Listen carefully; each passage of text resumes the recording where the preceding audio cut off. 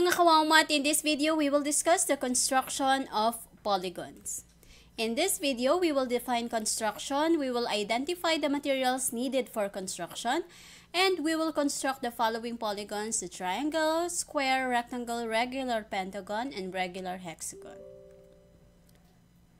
Construction, it uses a straight edge and a compass to make geometric figures. So for us to construct, we need materials in doing so. So we need a straight edge. So you can make use of the ruler. So of course, yung markings dun sa ruler natin, hindi po natin yun gagamitin kasi hindi po tayo magsusukat when we are doing construction. Okay? So we will just use a straight edge. So kahit ano pong tools na pwede mong gamitin, pwede po yun basta straight edge. So, ang pinaka ginagamit natin dyan ay ruler. But again, we will not use the markings or the measurements na naka-print po sa ating ruler. Okay? And then, we need also to use a compass. A compass is a geometric tool used to draw circles and parts of circles that are called arcs. So, ito po yung importante. Gamit na gamit po natin ang compass para makapag-create po tayo ng mga intersections. And for us to construct perpendicular lines, midpoint, so ito po yung pwede natin gamitin. So we have parts of the compass, so dapat alam po natin yung pencil point, the compass point, at yung distance ng pencil to your compass point is what we called our radius. So dapat alam po natin na yung radius na gagamitin natin ay nakaset kapag may mga figures na dapat congruent ang distance or length. Okay? And then, of course, syempre, hindi mawawala, dapat meron tayong papel, malinis na papel. Now, what is the difference between drawing and construction? So, for drawing, we are sketching. Doon tayo nag-i-sketch, depict with lines. We are producing pictures with pencil, crayons, and sometimes chalk, and etc. So, on paper, cardboard, yun po ang ginagamit natin when we are making our drawings.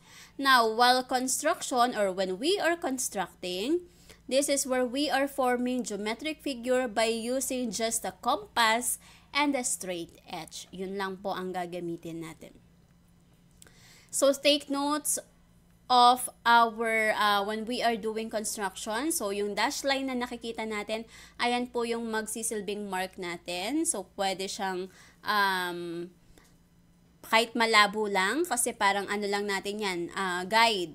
Okay? So, yan po ang magsisibling guide natin. Guidelines in doing our construction. And then, take note that when a compass is set, it means that the compass point and the pencil point should be fixed. This setting should not be altered until the procedure says to reset the compass. So, ito pong pagsiset ng radius ng ating compass. So, importante po ito. Meron kasi mga lines na dapat pareho doon, lalo na pag gumagawa tayo ng perpendicular line na or specifically perpendicular bisector. So dapat kung ano yung radius na ginamit mo dito, yung distance, ganun din po dapat sa kabila. So importante po yung pagsiset ng compass. Unless sinabi na baguhin mo na siya. Okay? And then the center is your compass point, and then the distance from your compass point to your pencil point is what we call the radius.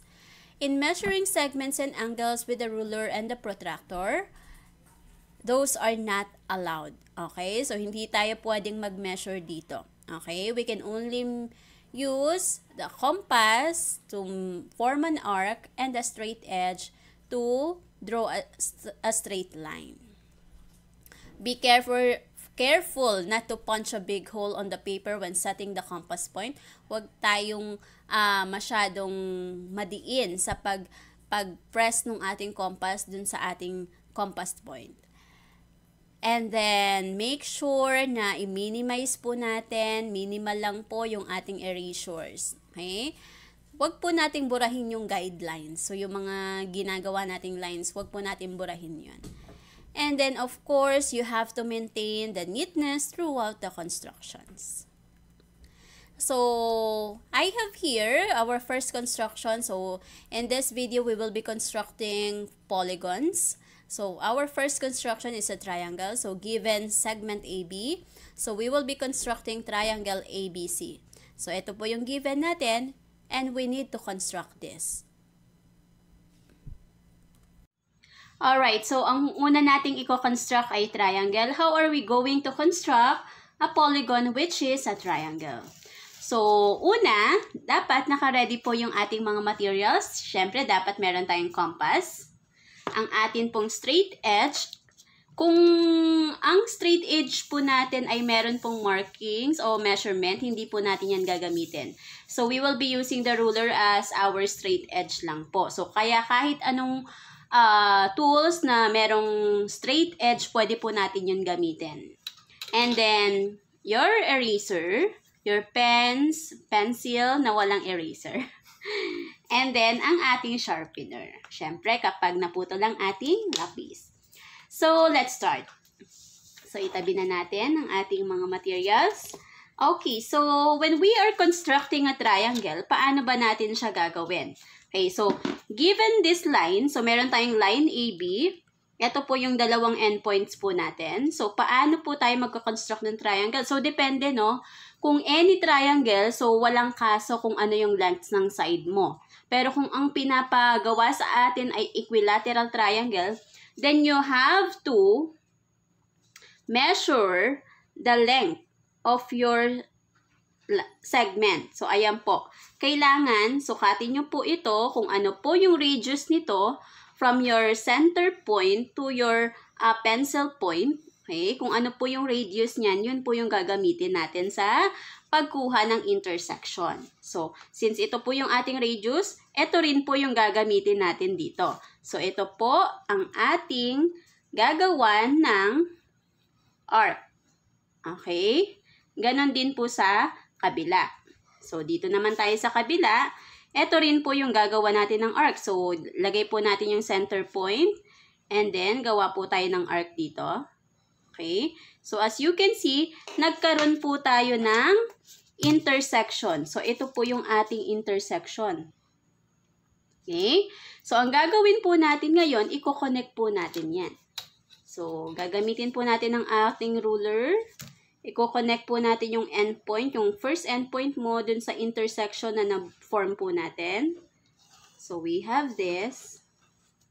And, yung isang side, ito yung endpoint mo, i-connect po natin siya dun sa intersection po. Okay? Ayan. So, we now have a triangle. For our second construction, we have the square. So, given line segment AB, we will be constructing square ABCD. So, we will come up with this. Alright, so for construction number 2, we're going to construct a polygon which is a square. So, given this segment AB, so meron tayong segment AB with 2 endpoints, of course. So, ang first step po natin is i-extend po muna natin etong line natin, etong segment rather. So, i-extend po natin ito kahit konti lang po. Okay? Extend po natin siya. Okay? Now, pag in-extend po natin siya, gagamitin po natin si B. Second step po natin, gagawa po tayo ng perpendicular line dito po sa B. So, paano tayo magfo-form? Okay, so gagawa po tayo ng perpendicular line dito sa B. So, tapat po natin ito dito. Ngayon, magkikreate muna tayo ng arc sa left and right ng B natin. So, gawa po tayo ng arc sa left and right. So, gawa ka ng arc dito. Gawa po tayo ng arc. Kung ano po yung radius na ginamit nyo dito, ganun din po sa kabila. So, gagawa po tayo dito ng another arc. Okay, so since gagawa po tayo ng perpendicular line, okay, so since gagawa po tayo ng perpendicular line, ito po yung step nun. Kailangan meron ka muna ng 2 point dito. Actually, naturo ko na to dun sa unang construction natin, how to construct a perpendicular line. Now, etong 2 points na to, ang gagawin po natin dito, ito po yung gagamitin natin na Okay, pwede nyo i-extend yung inyong radius. Okay, so ito po yung gagamitin natin para makapag-form tayo ng arc dito sa intersection para makagawa tayo ng perpendicular line. Ganon din po sa kabila. So, gagawa rin po tayo dito ng arc. Okay, so gawa po tayo ng arc dyan. So now, nakabuo po tayo ng intersection dito. Okay, so itong intersection na to, i-connect po natin dun sa B. So again ha, first step po, extend po muna natin yung B. And then gawa po tayo ng dalawang point na magkapareho ang radius, na kung saan yung B ang inyong midpoint. And then from your points, dun sa left and right mo, gagawa ka po ng arc. Kung ano po yung intersection, i-connect nyo po yun ngayon dito. Okay.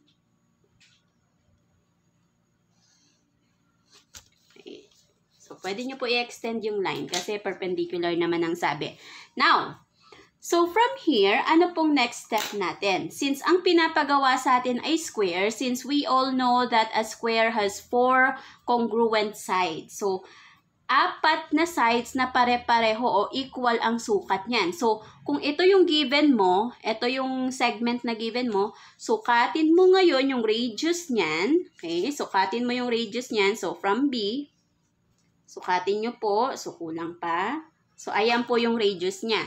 Ngayon, bakit natin kailangan sukatin ang radius? Ito po yung gagamitin natin sa paggawa po ng arc sa taas ng A at ng B natin. So, itong radius na to ang gagamitin natin para gumawa ng arc dito sa taas ng B. Okay? At sa taas ng A.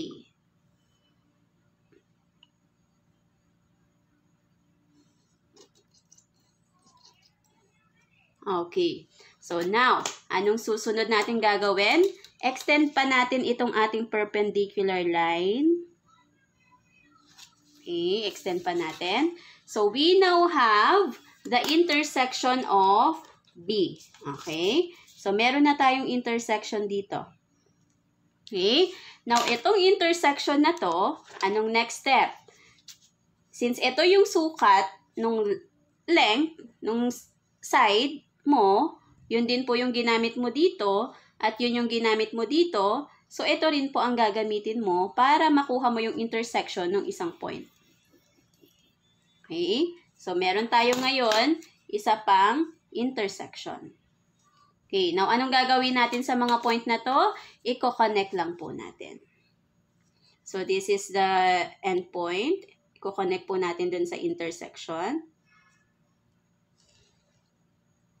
Okay. And then, i-connect po natin yung dalawang intersection.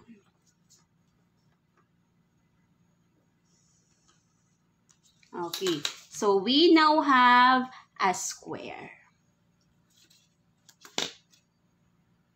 For our third construction, we have the rectangle. Our given is line segment AB. We will be constructing rectangle ABCD. So, ito po siya. So, tuturuan ko po kayo kung paano siya gawin. Watch the video. Next is, how are we going to construct a rectangle?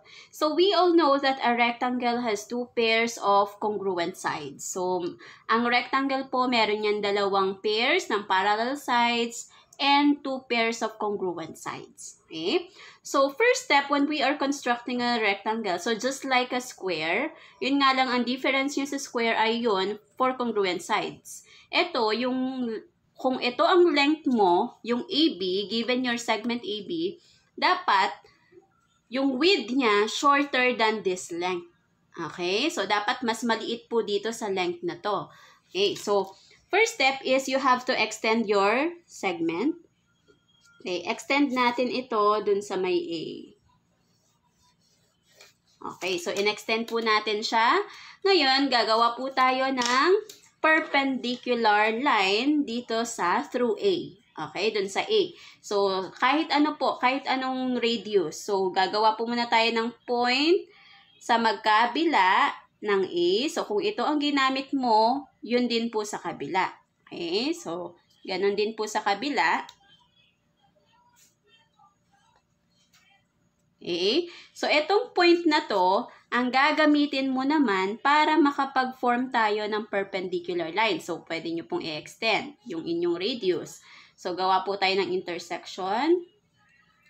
Okay? So, kung ito ang ginamit mo dito, ganun din po sa kabila. Okay? So, gawa po tayo ng arc. Okay. So, we now have the intersection. Ito na po yung ating intersection. Magki-create po tayo ngayon ng perpendicular line.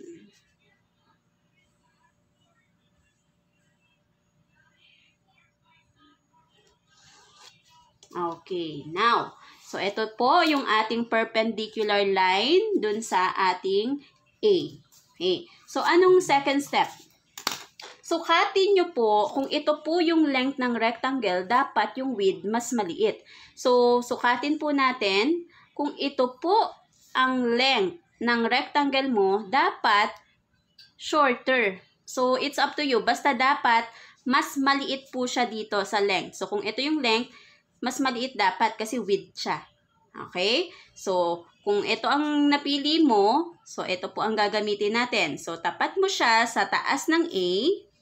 Gagawa po tayo ng arc dito sa tapat ng A, sa taas ng A. So, gawa po tayo ng arc. Okay?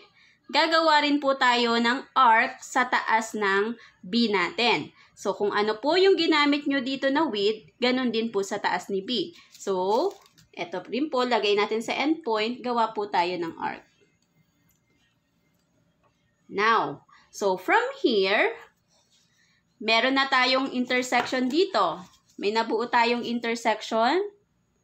Ito naman ngayon ang gagamitin natin para magkaroon ng intersection dito. But make sure na yung gagamitin po natin dito na length ay kagaya po nito. So, sukatin po natin ito. Extend po natin siya. Kailangan kapareho po ng sukat. Ayan. So, ito po yung sukat ng length ninyo. So, dapat ito rin po yung sukat dito. Okay? So, lagay natin dun sa intersection. Lagay natin siya sa intersection and then gawa po tayo dito ng arc. Okay. So, nakabuo ulit tayo ng isa pang intersection dito. Ngayon, itong points na to, i-connect po natin. So, we have connect po natin ito. Okay, and then connect rin po natin ito.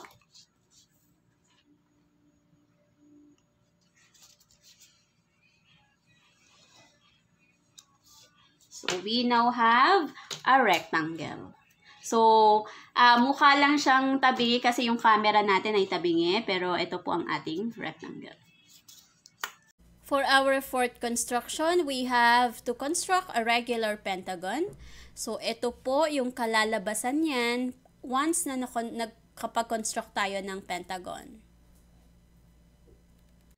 Next is we have to construct a pentagon. So, this is not just a pentagon, this is a regular pentagon. So, when we say regular pentagon, the sides must be equal in length. So, dapat pare-pareho po ang sukat ng ating sides. Now, for you to construct a regular pentagon, of course, you have to prepare or make a circle. So, name your circle as, let's say, circle O. So, pangalanan natin ang ating circle. So, lagyan natin circle O. So, medyo complicated po ang pagko-construct ng regular pentagon, pero sundan lang natin. Okay? Pwede kayong sumabay sa akin sa pag-construct. Okay? So, we have here a circle. So, first step is you have to construct your own circle. And then, lalagay po tayo dito ng horizontal line. So, gawa po tayo ng horizontal line. So, mas okay kung medyo habaan natin, no? Okay, so, gawa po tayo ng horizontal line.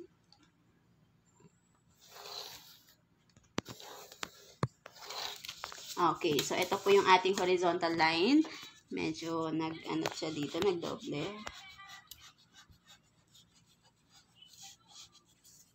Ayan. So, now, ito yung ating horizontal line. Ang gagawin naman natin, i-name muna natin yung intersection nung circle natin dun sa horizontal line na na-create natin. So, let us name this intersection as point A, and then this one as point B. Para mamaya hindi tayo maligaw kung ano yung sabihin kong name ng line or point, alam natin. Okay, now, from here, from your given point, so meron tayong dalawang points dito, gagawa tayo ngayon, next step is, so horizontal line, first step, make your own circle. Second step, gawa tayo ng horizontal line. Third step is we have to create a perpendicular line o a line perpendicular to AB or to point O. Okay? Or sa center O. So, anong gagawin natin para makapag-create tayo ng perpendicular line through O? So, from your point, ito na po ang gagamitin natin. So, gawa tayo ng intersection dito. Ganon din dito sa baba. Okay? And then, gawa din tayo rito. Ito naman yung ating point. So, gawa ka ng intersection dyan at dito. Okay. So, meron tayong intersection dito at dito. Okay. So, anong gagawin natin? Iko-connect naman natin ngayon. So, iko-connect natin siya.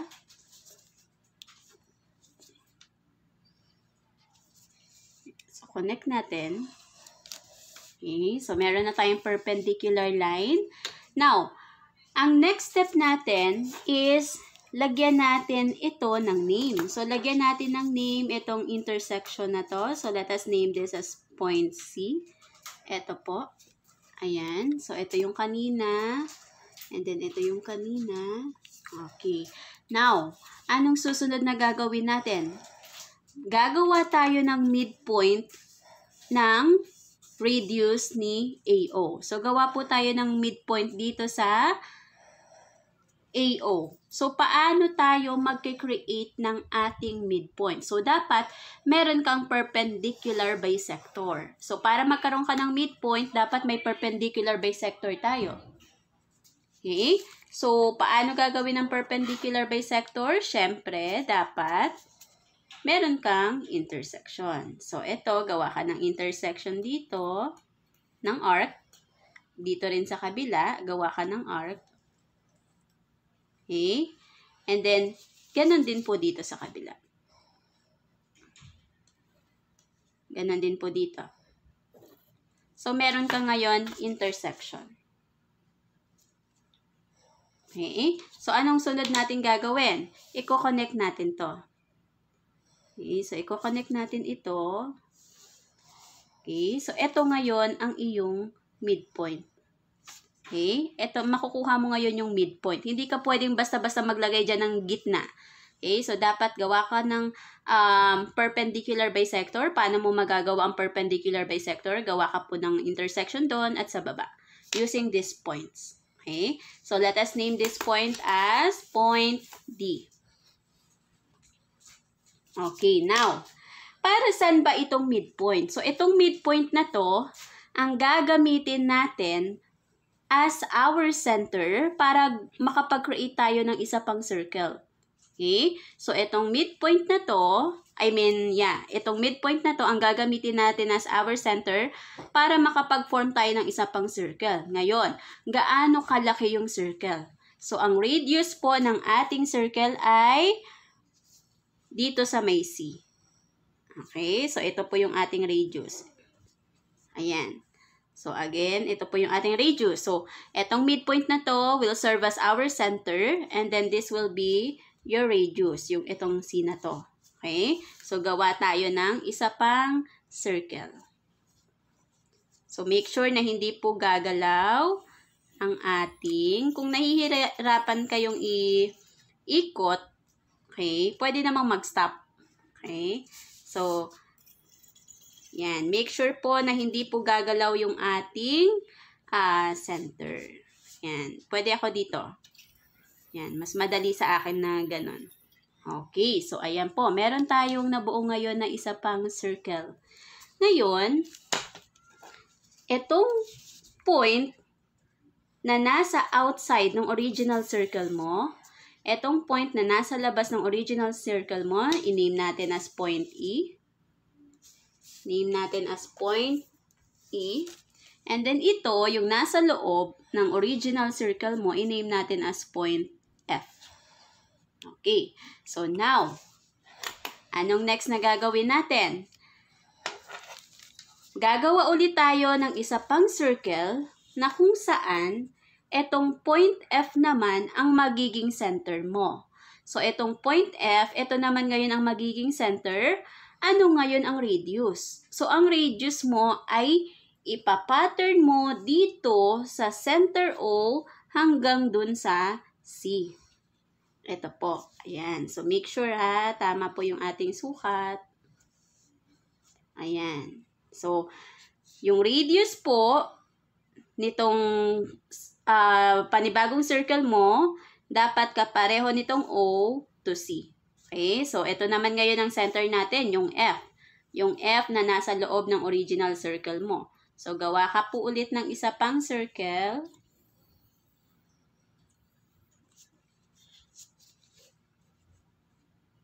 Oops, gumalaw. Sorry.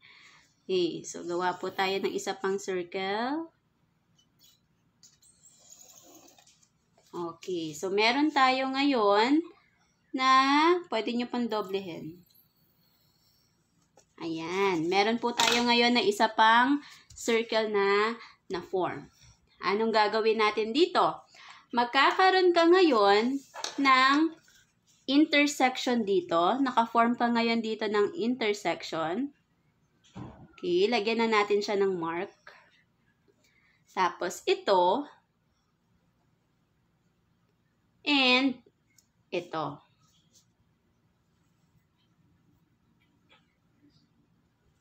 Okay.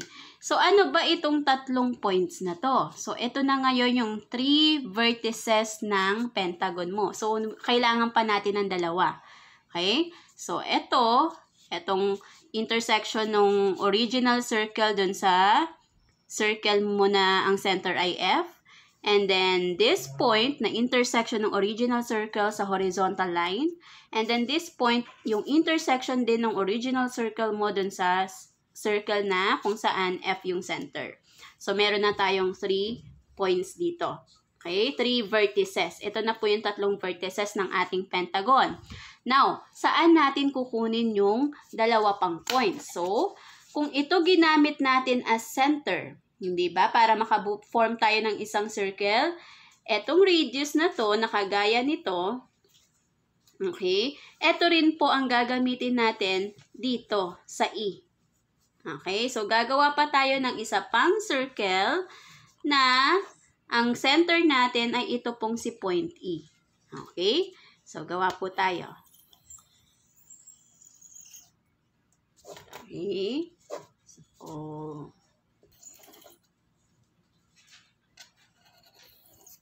ayan. Okay, so nakagawa na naman tayo ng isa pang circle dito na kung saan ang center po natin ay si point E. Now, ano pong gagawin? Kukunin natin ngayon yung intersection ng circle na to dun sa original na circle. So, ito yung circle mo. Ito po yung intersection niya. Okay? And this one. So, we now have 5 points. 1, 2, 3, 4, and 5. So, i-connect na po natin siya ngayon.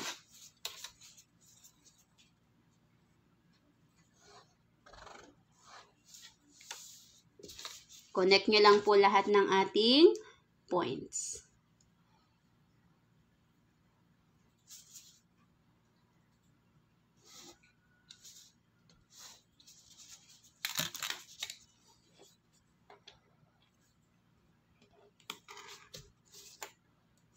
Yan. And then, your fourth side. And then, your fifth side.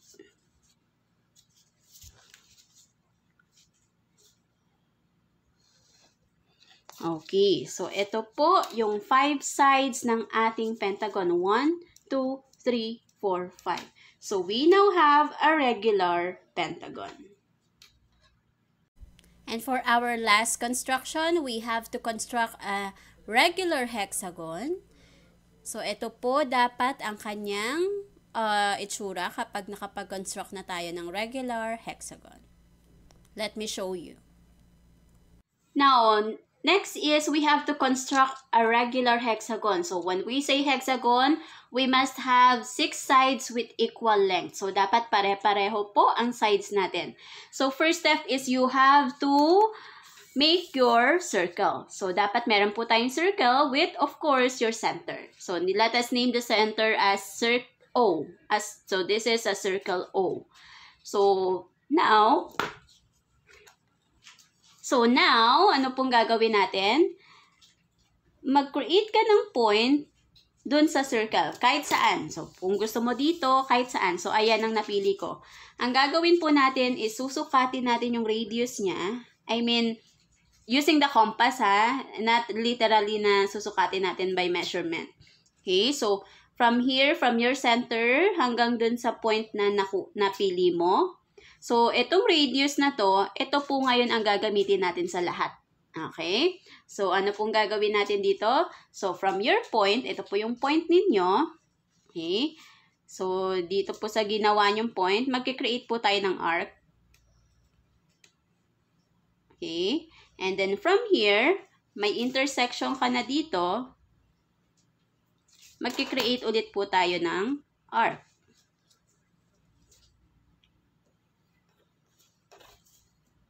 Okay, so meron ka ulit intersection dito. Magkikreate po ulit tayo ng arc. Okay, and then may intersection ulit. Create po tayo ulit ng arc. You already have your 1, 2, 3, 4, 5th vertex. And then, from here, create po ulit tayo ng arc. Okay. So, ito po yung ating pang-anim. Okay. So, ano po ang gagawin natin sa mga points na to? We have 1, 2, 3, 4, 5, 6 points. So, i-connect po natin itong 6 na points. Okay. So, your first side. Your second side,